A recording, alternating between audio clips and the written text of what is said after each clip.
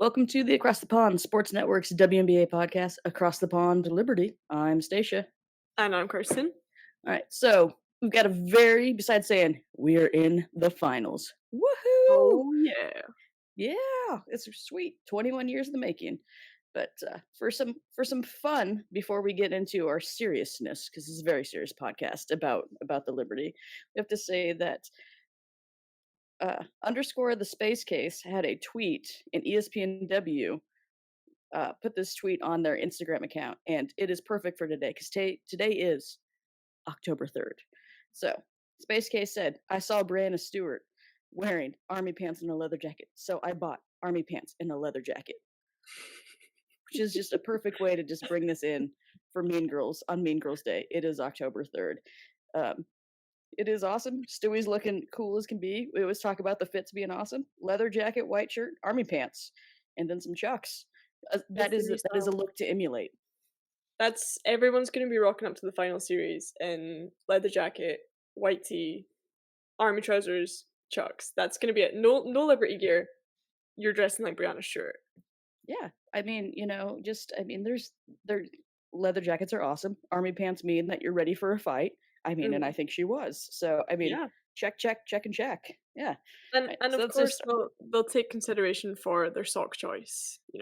Very important. Very important. if you can see their socks, they need to work with the outfit. Yeah. We have learned that this year. You cannot Yeah. mess up your socks.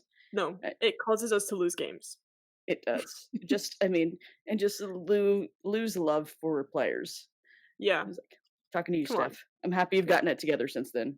Right, so WNBA news today. What we knew was going to happen, the last award of the year, WNBA Rookie of the Year, went to, drumroll, like we didn't know, Aaliyah Boston of the Indiana Fever, getting double-digit wins for the Fever for the first time in 7 years. Joining her on the all-rookie team, Seattle Storm, is Jordan Horston, Minnesota Lynx forwards Dorky Uhas and Diamond Miller, and Washington Mystics guard Lee Mung, which is great whenever you get a 28-year-old that's a rookie in the league to make the team, like Rebecca Gardner did a few years ago when she was on the all-rookie team. I think she's in her 30s, which is also great that you can still be a rookie and be older than, 22. Yeah. So we knew this was going to happen. And it's just amazing because Aaliyah Boston was also an all-star this year. So hats off to her and the Fever for starting to turn it around, and they're going to get another draft pick, either 1, 2, or 3. That's going to completely change their team, and they're making the playoffs next year. That's my assessment. I mean, the whole, and I'm sure you'll get into all your college basketball stuff, but the draft for this coming year is looking insane. Like, it could be incredible. stacked. Yeah. And I was talking with one of my friends this week just about how these players that are coming into the draft this year are the kind of some of the first players who kind of were the face of like women's high school basketball when all the media started covering a lot more high school basketball. A lot of young college players are now starting to get all these deals with different sponsors and different companies. And these guys are kind of like at the forefront of it. So it's going to be really exciting to see these players come into the league this year. And it's going to change things up for sure. I'm curious to know if all of them are going to go to the W, because they can just I think that most of them will, that are in their 4th year, because there's not too much more they're going to learn from playing. Like Aaliyah Boston, could have stayed for a COVID year. College basketball is not going to help her grow as a player. I hope that Caitlin Clark leaves school, because I just can't wait to see her in the W. There's a couple other ones you don't know, but there are definite 5th years that are going to be in the league, and so it's a stacked draft class. This is going to be one of those draft classes that over 50% of them, because it was 40%, I think, of the first round that were not like that made a roster. That's it, because it's very hard to make a roster. This is a draft class where I feel like that everybody in the first round has a real good shot to be in the roster. And so that also changes things too, because it's starting to push out other players, and that's another reason why the W needs to expand the league, which they were saying on Twitter, because they're doing a little bit of a tease lately. about, "Oh, it's already in the process," all these things. So we know that they are expanding, so excited to see that because we need more players around. Yeah. Yeah, I think that's the biggest point is just you have so much talent coming in from the college level and even internationally, so much talent, but there's simply just not enough space in the league right now to have the capacity for all these amazing players.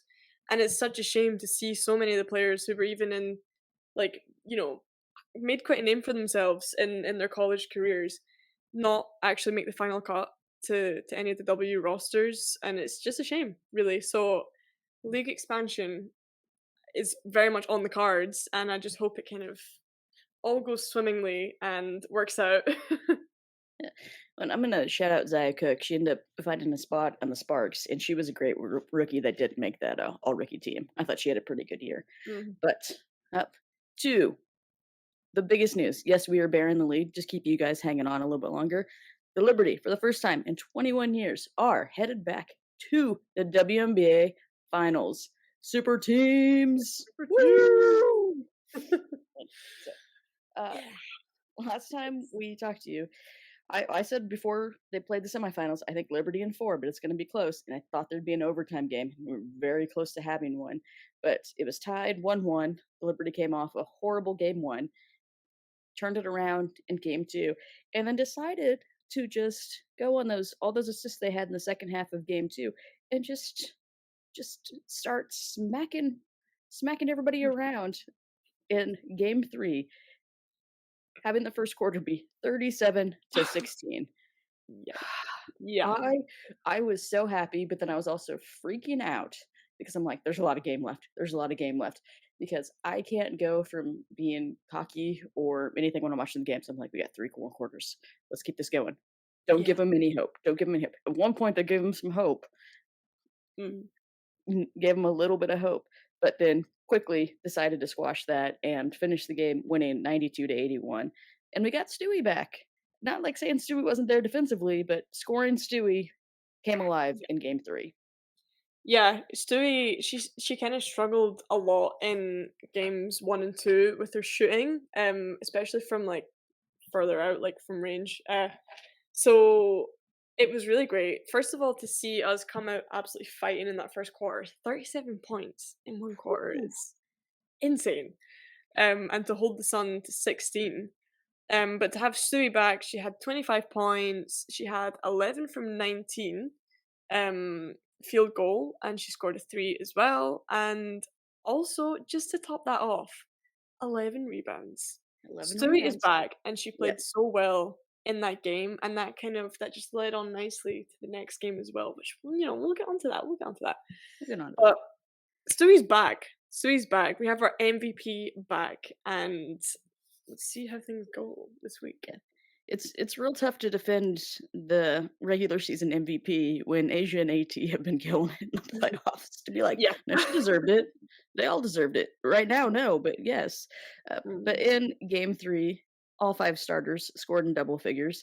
20 points for Bonija, 25 for Stewie, 10 for John Quell. Sloot came through with 12 points, and Sabrina had 16, hitting 4 of 7 from 3. It was just a scoring barrage, and finally hit 20 assists in the game, even though it was just 20 because mm, the assists tapered off in the second half, which was that's where the concern comes in.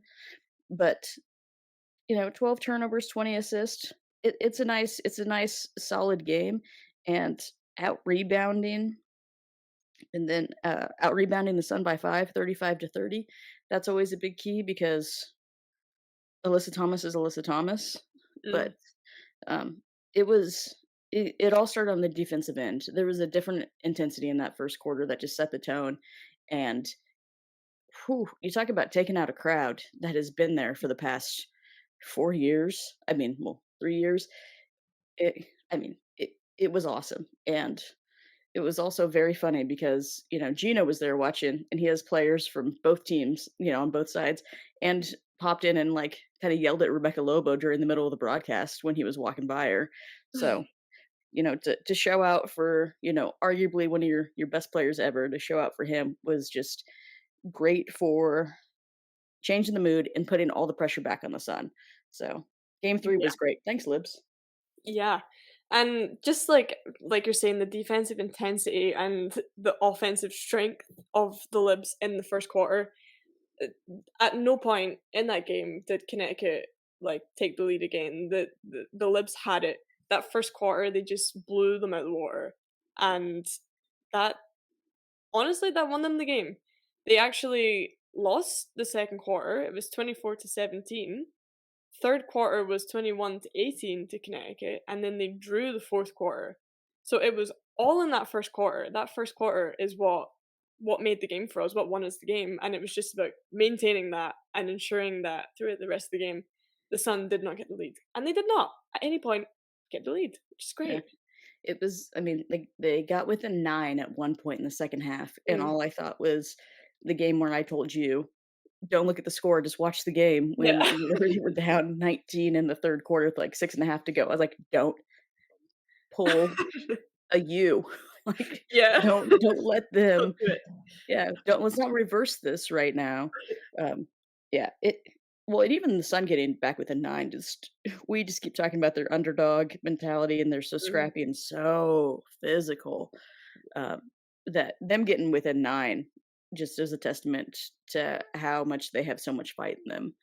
Um, Yeah. yeah, I mean, and then we saw all that fight happen in game 4, which was Mhm. I Physical. think the best thing is just to kind of, like, go and look at Gamecast on the ESPN app for that game, and look at the 4th quarter, literally from the last 5 minutes of the game, and how the the diagram is just weaving back and forth because it was just so back and forth the whole Yeah. time. I we put in our group chat about how, like, James said from the Across the Pond WNBA and Across the Pond Aces, it was, like, the game of the year, and after Stewie hit a 3 in the 4th quarter, I just stood in the same Mhm. spot. I was like, Mhm. "Okay, this is good. I'm not gonna move. I'm being so stupidly superstitious. I'm like, I'm not gonna move. I'm not gonna move from the spot." I did not. Liberties win game 4, 87-84, and it took every ounce of energy for them to pull out this win. My goodness. I was the same. I was watching the game in my flat, and it's like, you know when you're gaming or you're whatever, and it gets to an intense point in the game, so you just lean forwards, and it's like that pose of, okay, I'm leaning forward, my elbows are on my knees, like I'm locked in, I'm watching this game. That was me, like the whole fourth quarter. I was just like glued to the screen, like don't talk to me. And it was like what James said. Not only because the game was so close, but because the stakes in this game were so high, and it was just the constant thought in your head, like, "Don't let this go to another game, like, we don't need another game, we can finish this off tonight, we've played so well so far, like, let's cut it now, you can get the rest for the rest of the week, get back Sunday, and be in the finals, make it to the finals."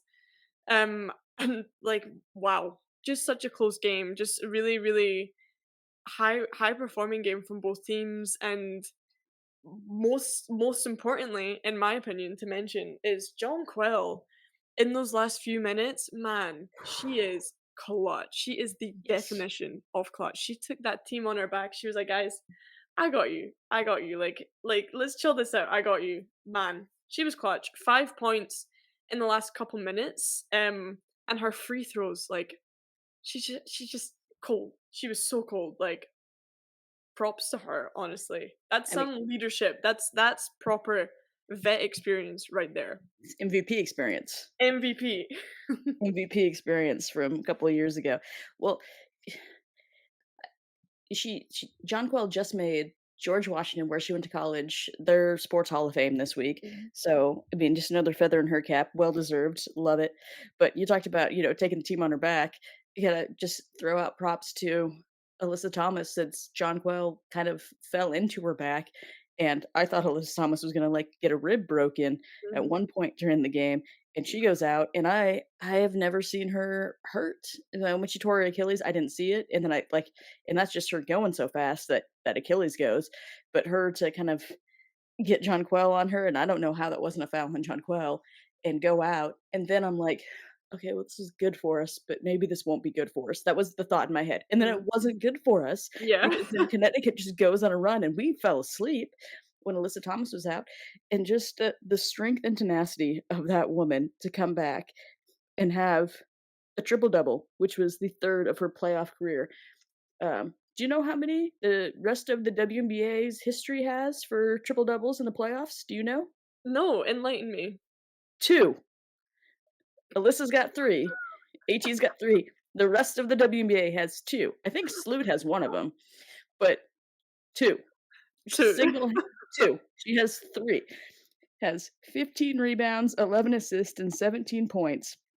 But oh my gosh. And she comes back and I was like, okay, okay, here we Mm, go. Oh man, she's out. They do well. She comes back, and it's just right there. It's like, really? Really?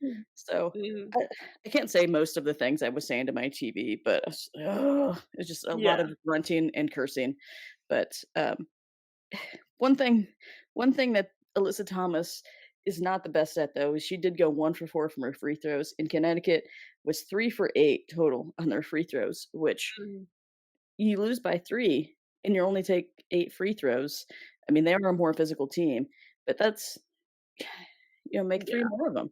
And then, hey, we got an overtime game or who knows what else happens, but, um, most interesting statistic I feel, when you talked about how much Jonquel was a beast, she had 15 rebounds and 25 points, and the Liberty had 42 total rebounds to Connecticut's 33. And this is going to be a continued statistic that needs to be this high if the Mhm, Liberty are gonna win the the championship this year. That mhm, was most impressive, and I mean, it started with JJ. It starts with JJ. It's mhm. JJ is the biggest factor in going into the series, going into this game. She came through. Um, Benijah has had 3 great games. That first game was horrible. Stewie's back. You have Benijah with 21 points, Stewie with 27, and JJ with 25, and then Sabrina has 9 and Sloot has 3, and you're still good. You're still good. Yeah. It's how It how is that something that happens? That no one I else know. barely anybody scores, and then those 3 are just like, "We got this." Yeah.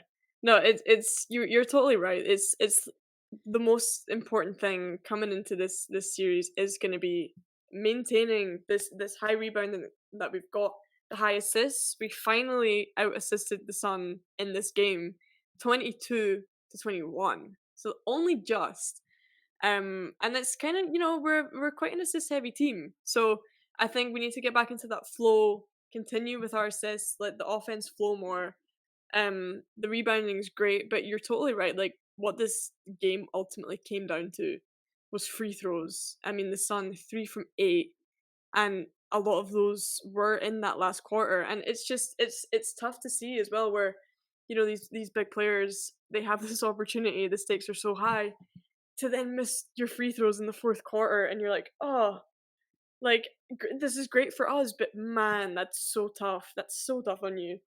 Uh, And our libs being as reliable and well trained as they are, 21 from 25 from free throw, which also, can we just appreciate how insane that stat is? Like, you think of how physical Connecticut is. We only had 11 fouls total in our team. The Sun had 23, and that y gave us 25 free throw attempts. Like, the Sun are so physical, and it's Mhm, very interesting because there's only so much that you can kind of see or different angles can work, but when Ryan and Rebecca are making comments about how physical everything is, where I think Rebecca said first quarter or second quarter of game 4, you can just barrel down. I don't think she said barrel, but you can just drive in the middle of the lane and you're not gonna get called for an offensive foul. And mm, she subtly, good old Rebecca Lobo was subtly just saying, "This is what I'm seeing," and it's like one of those sly little kind of like disses towards mhm, officials with the physicality, and she's been very consistent in saying that. And then in game 3, it was called tighter, and then in the second half, she's like, this seems like a completely different game from the first mhm, half with how things are being called." So it's gonna be interesting how this is gonna be different going up against Vegas because Vegas is less physical than the Sun, and but I I feel like we could get more foul trouble for some reason against the Aces than we did yeah, against the Sun. Yeah, it's gonna be very interesting, but, um, Liberty in 4, so we're in the finals. That's all that really kinda matters, and not this year, and maybe not in the next few years, but if the Connecticut Sun can't get a championship within the next 3, 4 years, it's just gonna be, I think, disappointing because they've been just such a good team for so Mhm. long and just come up short. So, I mean, and I'm saying that when the Liberty have been an original, like an OG team, and still don't have a title. That's why I'm Yeah. just like, Yeah. it's like this isn't. But the Connecticut Sun, No, I great mean, season. they're Yeah, such a great team, such a competitive team. I mean, they were in the finals last year, and, they have such, like, franchise players, and it's just one of those things, like we've spoken about before, like, Connecticut's just not the kinda media market for, the best media market so far for women's basketball, so maybe with, a bit more help there, a bit more encouragement, a bit more spotlight on the Sun, that can help encourage players, maybe that'll incentivize, but you have some real franchise names like Alyssa Thomas, Tawana Bonner, like, surely, and they've played so well all season with Alyssa Thomas and her is 7 triple doubles she's had across the full season, I believe? including the postseason. I think, yeah, because she had 6 Yeah, on her 6 in the, yeah, regular, so this would have been 7.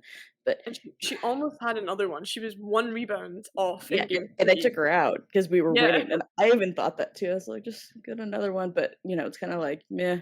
yeah. Like, yeah. Well, and just think how much different the Sun would have been if Bree Jones doesn't have her Achilles injury. Yeah, That's a huge thing because they're so stacked, and so you don't really need another piece. You just mm, need everybody healthy. I mean, and yeah, speaking of healthy, Rebecca Allen not playing in game 3 was huge for us. yeah, They had some sicknesses, some illnesses that benefited us, mhm, but, the Liberty still prevail, and, yeah, Connecticut next year, Bree Jones is there. Who knows what's gonna happen because happen 'cause they're still in it. And it's gonna be interesting what happens to the Mystics this offseason with multiple players having their contracts being done. Are they gonna stay? Are they gonna let yeah, them go? What's the options? How are the Mystics gonna go? We'll see if they can be healthy for a whole season. mhm, Um, Dallas is still loaded, and, yeah, when the Fever, if they get their number 1 pick, and if Caitlin Clark's there, this is how the Aces got good because they had 3 mm, number 1 picks within, gosh, was it? Yeah, within 3 years, 17, 18, 19. So if the Fever can get a number 2 pick in Melissa Smith, a number mhm, 1 pick with Boston, and if they get the number 1 pick and get Caitlin Clark, here's the turnaround for the Fever. So, yeah, the future's bright. Looking forward to new teams just to add even more depth to the league. But looking forward. If yeah. only the Wings could have beat the Aces. They Oh, did not score in the last 5 minutes. yeah. Damn it! That's all I can I say. know, Just last 5 minutes, I you didn't know. score. Disappointed. I wanted the Aces to go one more game just to make him think about it a little bit harder. Yeah, But that's another and I reason why mean it was so great to win game 4 because we needed time to rest. Yeah. yeah, exactly, exactly. And as well, like that Aces game, it was very low scoring. I think I read a stat that it was one. I'm not sure if it was the or if it was like the second lowest scoring game for the Aces this season. Like it was, and Dallas put up a good fight. Even in all the games in the series, they've not lost by huge margins. They have been competitive, and it's been close. But the Aces, they just have that edge. They just have that edge, and it would have been really nice, to have a bit of an upset or even just an extra game on the Aces to knock their confidence a little bit, humble them, take them back to like, okay, we've been beaten by this team, we've been beaten by the Liberty. We need to kind of maintain our composure and not allow this momentum to build up. But game on, we can kill Game that on. momentum. Yeah, Done it before. there we go.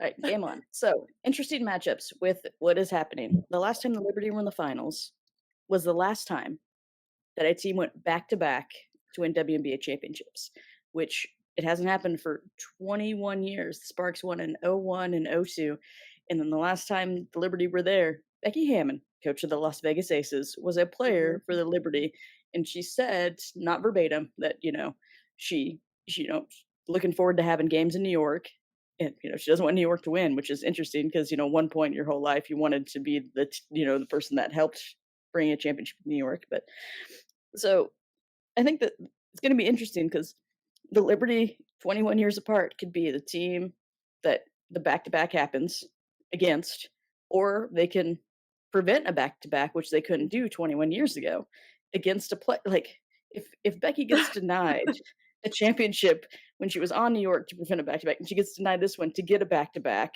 like, I feel like that's very funny in how this Yeah, all works out, and it's then so you have full circle.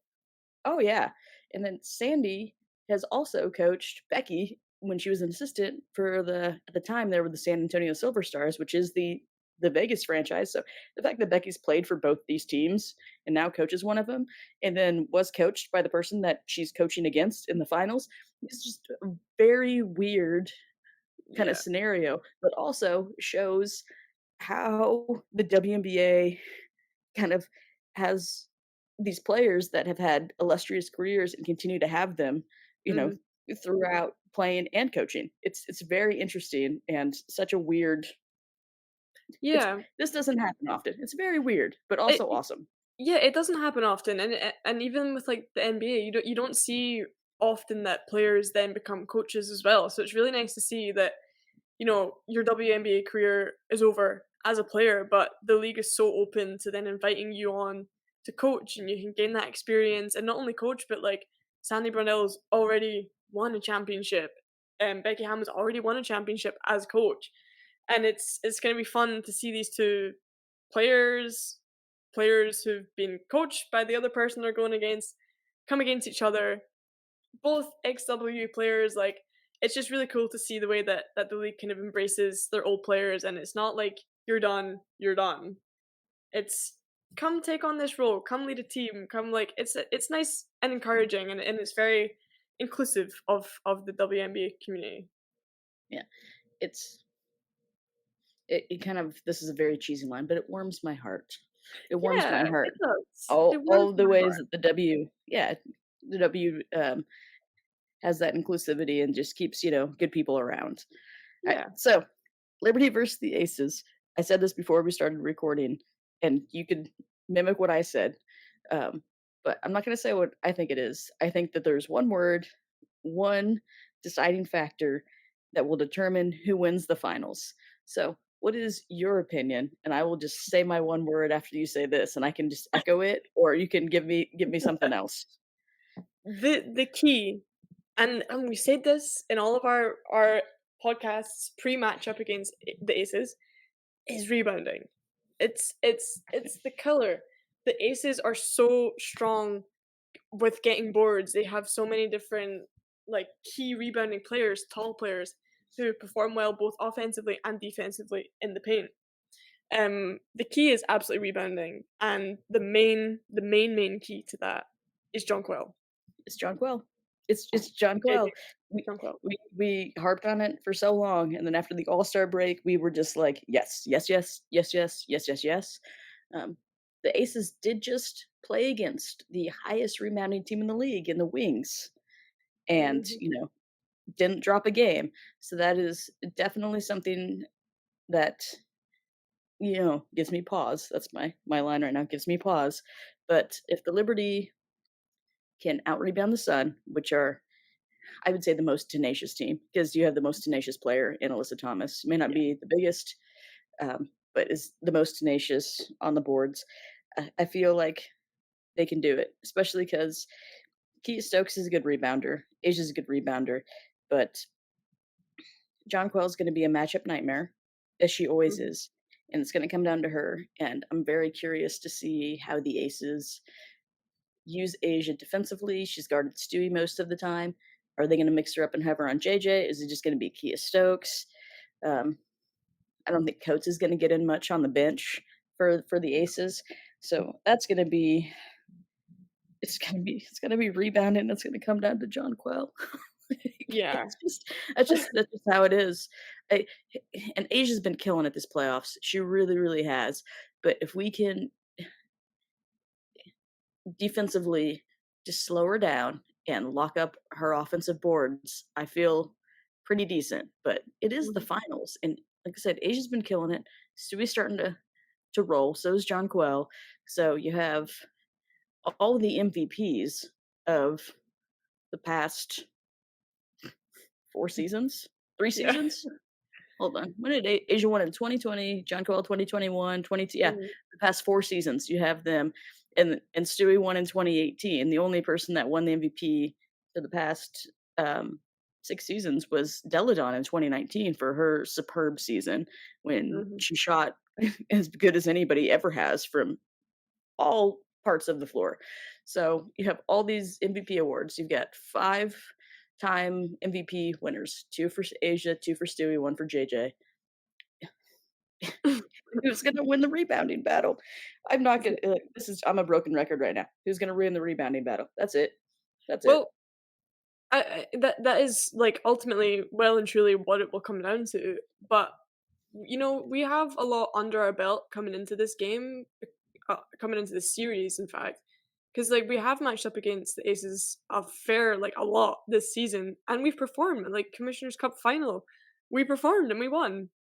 JJ was the MVP, absolutely out-rebounded everyone, and I think that's something that's really should be used not for the libs to get ahead of themselves, but to use as a motivating factor, like, "This is a great team. We can handle them. We can absolutely handle them. We can absolutely out-rebound them. We can get 40 rebounds. Yeah. We got this." Yeah. And I think, as well with, like, Asia is, she's great and she's been playing really well in the playoffs, but up up before we played against her in the regular season, she was playing great as well, she was playing amazing. She played against us, and we've just figured out how to defend her, and she was very much silenced. She still played okay in some of the games, but she very much was silenced by the Liberty defense, the way we matched up against her, and just Jonquel's out-rebounding. So, we can take it, and I think because defensively, I think Liberty, we have such an offensively strong starting five, and like we'll have probably most likely to have Kia Stokes on JJ.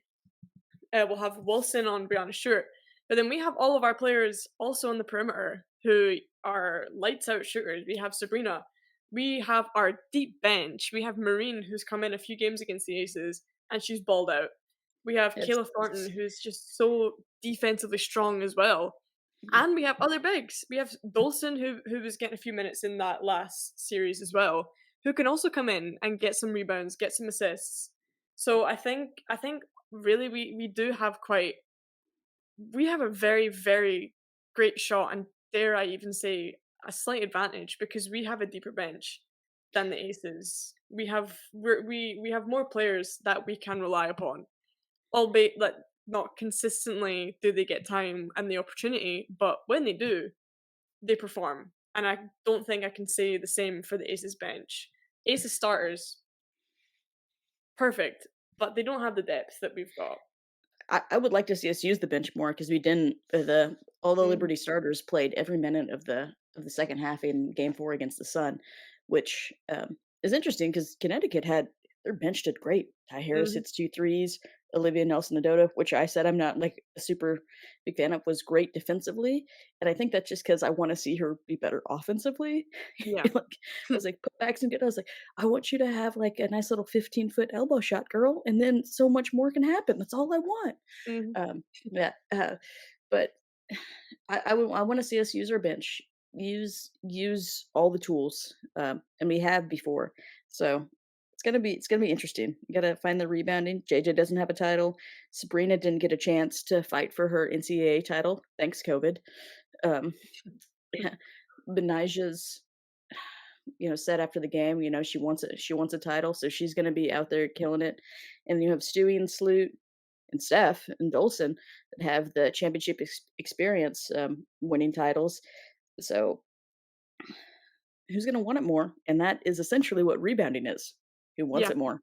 mhm, Uh, so it's going to be interesting, the fight and who trusts themselves the most. Because I felt like sometimes when we played Connecticut, we weren't trusting ourselves as much as we yeah, should on moving the ball or defensively a couple of times where I'm like, just trust. Did yeah, all the work. Trust this. Let's go. So, the ultimate question. Beginning of the season, first episode, I said Liberty versus Aces in the finals. Aces in 5 is what I said originally. Do you think that this is gonna go according to the 1 and 2 seed, or are our Libs gonna win their first title ever in franchise history? I'm I am gonna stick with our libs, and I'm gonna say we're gonna do it. I just think our performance against the Aces throughout the season has just been like it just speaks for itself. Um, and it's true as well that yeah, okay, you can have some great games, and then oh maybe they were just by chance, and later on in the season, they'll come back. But I don't see that happening. I don't think that it was by chance that we won those games. I think it was all about mentality, and we've just figured out how to defend them, how to play against them. We play against them well. I honestly think it will be Liberty that take it, but I I don't think I think it's gonna be very, very close, and I think we're gonna have a lot of games. I think this is gonna be the longest matchup that we've seen in the playoffs, but I still Well, give it to our Liberty, and I think that it's we also have a slight advantage coming from the place that we're in, where we're not the current reigning WNBA champions. Yeah, okay, we won the Commissioner's Cup, sure. We have nothing to lose right now. Nothing yep, to lose except, yeah, we were hyped up as a super team. So were the Aces. We're both coming from the same point, except they're also defending their yep. current championship. That's a lot. That's a lot of pressure. And that's a lot of additional weight to put on their shoulders. I think we have that.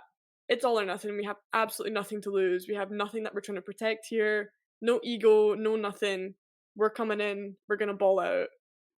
We want this. Whereas the Aces are gonna have it on the back of their mind that we're trying to protect our championship. I think that this could be one of those series because I remember the Sparks versus the Lynx was game 5. The Sparks were the 2 seed and the Lynx when they actually decided to switch instead of East-West, and they had it were, like, the best teams, I believe, instead of just doing not, like, a conference side, Mm, uh, and the Sparks won on a last second pretty much like a last second shot within, like, the last 3 seconds by Neko Igumike, on the Lynx home floor when the Lynx were trying to repeat. And it's funny because Candace Parker and Chelsea Gray were on that mhm, Sparks team. I feel like this could be one of those series like the Lynx and the Sparks from like 2016, and the lower seed won, and they weren't defending.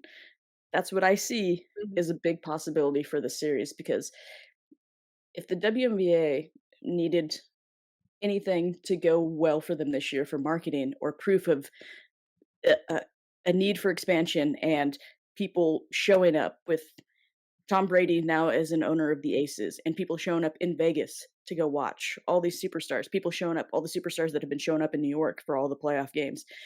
You couldn't have scripted anything better, especially with the super teams. But how much press this is getting and how many people show up for these games, it is just like a marketing dream to just show how much the W is so important. Gonna mhm, quote, you know, Ari Chambers, the WNBA is so important, mhm. and how many people are interested in it. Because this is gonna it has a potential to be epic. And I hope it is. And I mean that as in I hope it's epic and I want the Libs to win. I believe that they will. That's right here, deep in my heart. But whoever wins, just make this as epic as possible. Yeah, I've got her on my back too. Yeah, Yeah, make written. this epic. That's what I want the finals to be. I want it to be epic. That would mean so much, especially with each of us launching, the aces across the pond aces and across the Mhm. pond liberty. This is why we did this. This is why Yeah. James wanted to do this because we wanted this moment right here, and so we are getting it. So make it epic. W, do Yeah. your job. Hype this up. You know, we talked about the NFL. The NFL on Sunday should not be the biggest thing that people should be watching because it's regular season. The WNBA The finals are WNBA on. finals. Yeah. The W. It's all about And, the W. not to mention as well, I saw a post right before we started recording that the Liberty have sold out. I think it's for game 3. Game 1 and 2 are in Vegas. Game 3, they have sold out the lower bowl. of the Barclays Center. So they've opened up the Upper Bowl, which is something we spospoke about a lot It's about time. throughout the season. So hopefully, they get loads of ticket sales through that, which I don't doubt they will. Yep. Because this is a huge game. But it's so awesome to see people are tuning in, people are showing up. And like what Sabrina said, this is the best basketball that New York has seen for a few years now. And it's Yes. women's basketball. So of course people are gonna show up. Of course people are gonna show out. And let's hope we sell loads of those Upper Bowl tickets as well. Yeah. It's not women's basketball. It's excellent basketball. Yes, I could not have said it better myself. It's excellent basketball. It's lovely So basketball. it's lovely basketball. Oh gosh, I'm so happy you threw that back. My Yeah. mom may just go with that as our new phrase from now on. Yeah. Who said lovely? Who said Uh, lovely? it's so, oh, it's so the opposite meaning of what it originally started as, and it's made it like even funnier It's PG. with the dichotomy of how it just comes off. It's like, who Yeah. said lovely? Like, oh gosh, that's Yeah. perfect. Nice. Touche. Yeah. Touche. Well, we each believe that Liberty are gonna win. It's gonna be a battle. Make it epic, make it epic, both teams. W also make it epic. Everybody that shows up, make it epic. Want it to be memorable, and I'm so excited. It's something we've been looking forward to since, gosh, April. Even before that, no, what was it? February when everybody was signed. Yeah. February. We've been looking forward to this since February. It's a We long we've time coming. we've been planning this episode. We've been writing the script for this episode since February. Would you guys believe it? We've made it this far. So much, so much, so much so. Oh gosh. Yep, February. Yeah, if you know, you know. If you know, you know. Well, yeah, it is October 3rd, so happy Mean Girls Day, everybody. Tomorrow, make sure you wear pink. Make sure you wear pink because that's what you gotta do. You gotta find I'm gonna get myself a pink Liberty shirt. That's just too perfect. I gotta figure that one out. So happy Mean Girls Day to everybody. And for across the pond to Liberty, I'm Stacia. And I'm Kirsten. See everybody next week. See you next week.